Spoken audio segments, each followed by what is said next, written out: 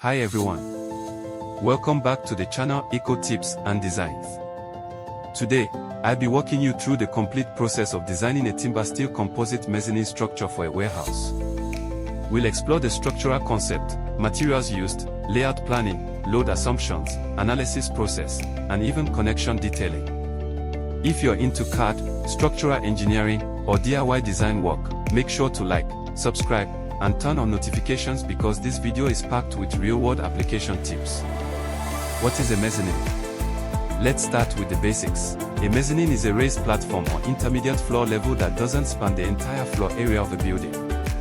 In warehouses, mezzanines are commonly used to maximize vertical space without increasing the building footprint. They can be freestanding, rack-supported, or integrated into the existing building structure.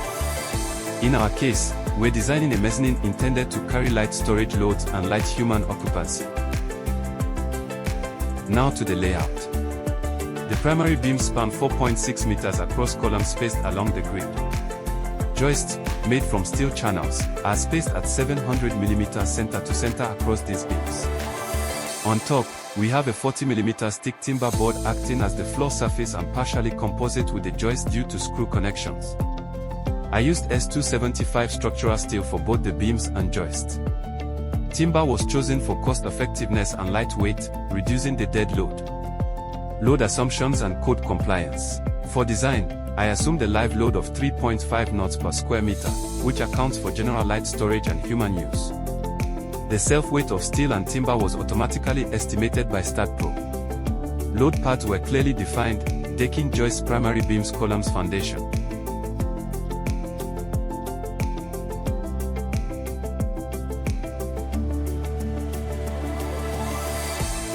Let's get into the calculations. The bending moment on the joist was calculated using simple span formulas, M equals WL superscript 2/8 for uniformly distributed loads. I verified moment capacity of the steel channels using section modulus and yield strength of S275.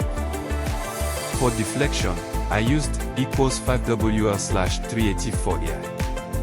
And checked that deflections didn't exceed span/250. Which is the serviceability limit for office/storage use. Connections between decking and joist were assumed to be mechanically fastened to allow some degree of composite action and stiffness.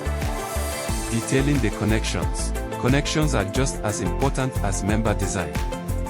In this structure, I used bolted end plates to connect joists to beams. 2 bolts were used at each end to create a pin connection, allowing rotation but not translation. The base of the columns was fixed with base plates anchored using 4M16 bolts. The goal was to keep connections simple, economic, and easy to assemble on site without requiring welding.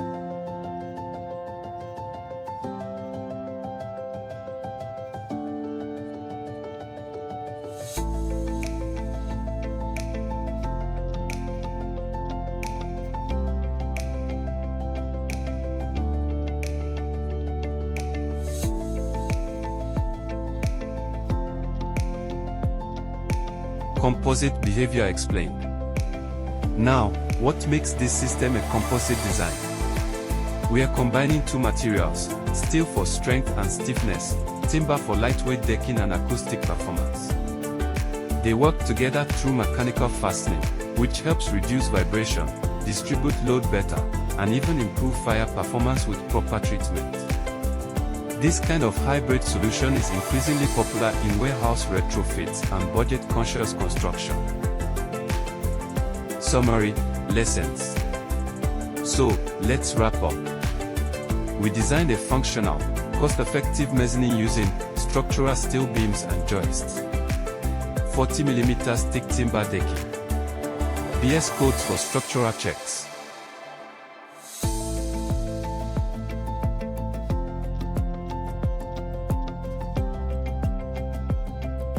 A composite approach for performance and sustainability. If you want to see the detailed design calculations, AutoCAD layout, or baseplate design files, let me know in the comments. Don't forget to like, subscribe, and share this video with others in the engineering space. Thanks for watching and stay creative with your designs.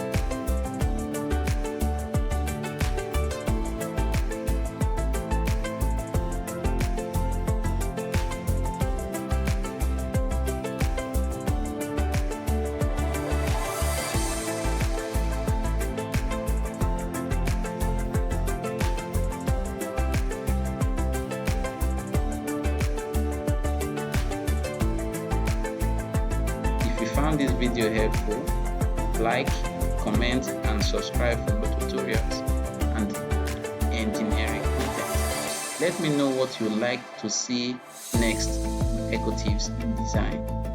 Bye!